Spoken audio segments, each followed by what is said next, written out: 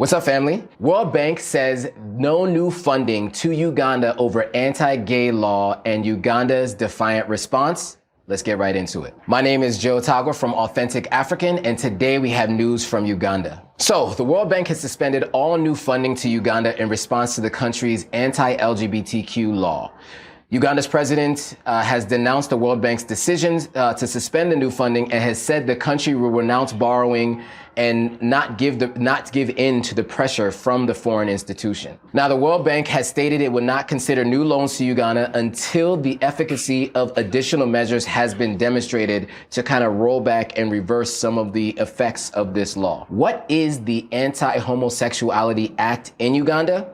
So it is a controversial law that imposes harsh penalties on individuals engaged in same-sex relationships. Here are the key provisions of the law. Number 1, life imprisonment for homosexuality. The law calls for life imprisonment for anyone who convicted of homosexuality. This includes consensual same-sex relationships between two adults. Number 2 is the death penalty for aggravated homosexuality. So the law includes the death penalty for aggravated homosexuality, which is defined as same-sex relations involving HIV-positive people, children, or other vulnerable individuals. Number 3 is imprisonment for attempted aggravated homosexuality. Anyone convicted of attempted aggravated homosexuality can be imprisoned for up to 14 years. And number 4, harsher penalties for promoting homosexuality. The law decrees a 20-year sentence for promoting homosexuality.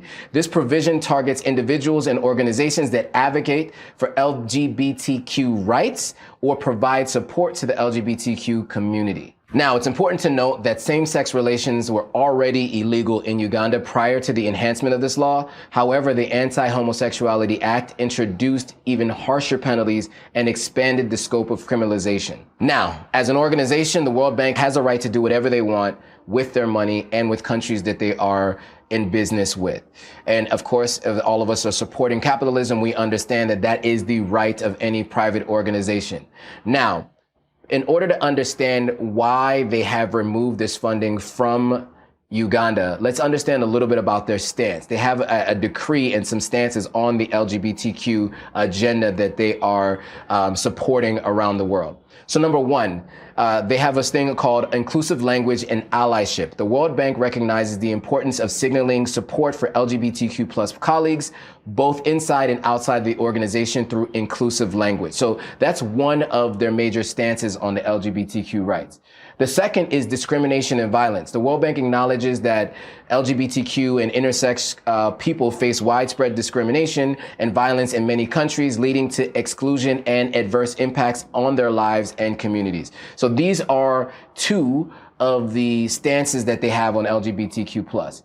And 3 is the data gap development challenges. The World Bank highlights the lack of robust quantitative data in the development experiences of the outcomes of LGBTQI people, particularly in developing countries. This data gap poses a challenge for World Bank and other developmental institutions addressing what they call stigma and SOGI-based exclusion.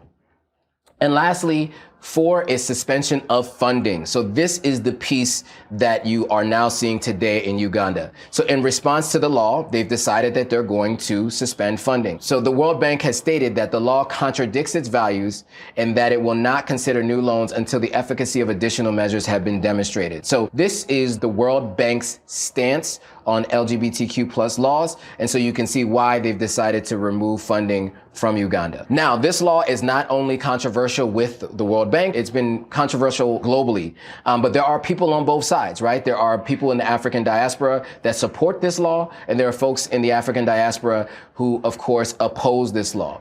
And so it's gotten widespread condemnation from Western governments, of course, human rights activists, international organizations.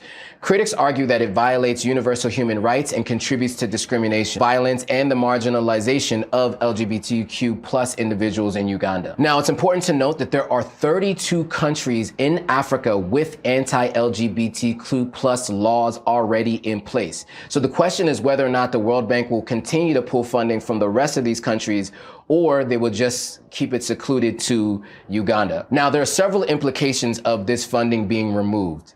And so I want to go through each one of them so you guys can understand how this can impact the country.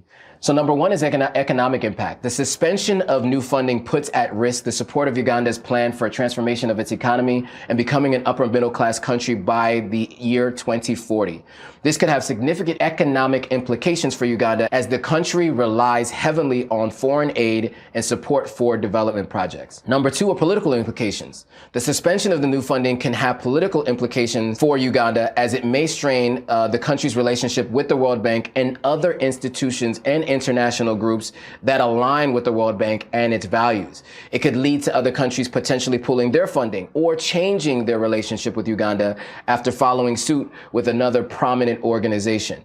So this is something that can actually have further and broader implications outside of just the relationship Uganda has with the World Bank. Now, of course, this can also lead to development challenges. This suspension of new funding can pose development challenges for Uganda, especially in a few key areas of health, education, and poverty reduction. The World Bank's funding has been instrumental in supporting Uganda's developmental projects, and the suspension of new funding could slow down the progress in these areas. So in summary, the World Bank's decision to suspend new funding to Uganda over anti-LGBTQ laws has significant economic, human rights, political, and development implication. It remains to be seen how Uganda will respond to the decision and what the long-term consequences will be. Now, this is something that I think a lot of people have opinions on. And I think whether you agree with what the World Bank has decided to do, or you disagree with what the World Bank has decided to do, I think we can all agree that Africa needs to become independent from the West and the East. And as a continent, we need to do a better job of intercontinental trade and to increase our own abilities to be independent. And so if as an African in an African diaspora, you agree that Africa needs to become independent, then this step might actually be accelerating that. It may not be in the way that you would like, whether you agree or disagree with the World Bank, but it may actually lead to the outcome that we're all looking for. All right, guys, don't forget to subscribe to the African Diaspora News channel if you want more stories like this. And if you want more stories from me, check out my channel at Authentic African on YouTube. And then you can head over to Authentic_African on Instagram for more from me. With that, guys, thanks for watching. See you all in the next video.